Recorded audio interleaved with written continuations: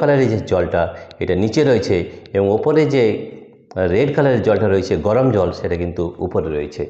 ঠিক আছে, তাহলে এই জলটা কখনোই মিক্স কেন হচ্ছে না, কারণ density is different in this two liquid.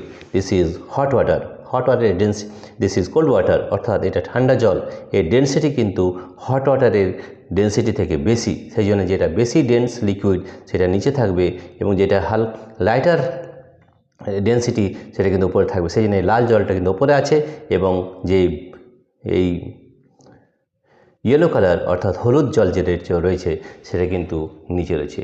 প্রিয় শিক্ষার্থী বন্ধুরা, তোমরা অবশ্যই কমেন্টে জানাবে তোমাদের এই ভিডিওটা কেমন লাগলো এবং এর পিছনে যে কারণ, যে science, the magic of science রয়েছে সেটা এক্সপ্লেনেশন আরও যদি ভালোভাবে তোমরা বলতে পারো তাহলে অবশ্যই কমেন্ট সেকশানে জানাবে। ডিয়ার ফ্রেন্ডস, তোমাদের যদি এই ভিডিওটি ভালো লেগে থাকে তাহলে প্লিজ সাবস্ক্রাইব, লাইক ও শেয়ার করবে। Thank you everybody.